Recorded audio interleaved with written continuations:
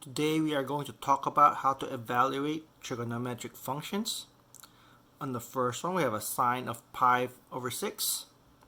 If you look at your unit circle, at pi over 6, you specifically have the coordinates of square root of 3 over 2 and a half. That's your x and your y coordinate. Now, sine specifically has a ratio of y over r. Therefore, that will become the y coordinate, which is 1/2, and the radius, which is always 1. And 1/2 divided by 1 is 1/2. And we are done with problem number 1. Number 2 is cosine of pi over 3. At pi over 3, you have a coordinate of 1/2, comma, square root of 3 over 2. The ratio for cosine is x over r. Therefore, to solve this, the x coordinate is 1/2. You divide it by r, which is always 1, and 1/2 divided by 1 is 1/2 once again. Tangent is a little bit more complicated. Tangent ratio is y divided by x. So at pi over 6, just like earlier, we know these are the coordinates at pi over 6. So if you look at the y coordinate, we have 1/2 on top. And we're dividing by x coordinate, which is square root of 3 over 2. To divide a fraction, you keep the top fraction, the number, the same. But this divide will become a multiply, but you have to do the reciprocal of the bottom. And that's why it becomes 2 over square root of 3. The 2's will reduce to 1 and 1. So if you multiply those two fractions, you're left with 1 times 1, which is 1, and 1 times square root of 3, which is square root of 3. Now in this class, you cannot have a square at the bottom in your final answer.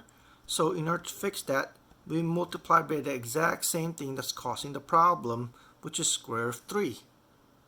1 times square root of 3 is square root of 3. And square root of 3 times square root of 3 is square root of 9, which is just 3. And as you can see, there is no more square root at the bottom, at the denominator. Number 4, secant of pi over 4. Secant has a ratio of r over x. We know the r is always 1. If you look at pi over 4, the x coordinate is square root of 2 over 2 in the unit circle. And we repeat the same process when you're dividing. The top stays exactly the same. This divide sign becomes a multiply, but you have to flip the denominator.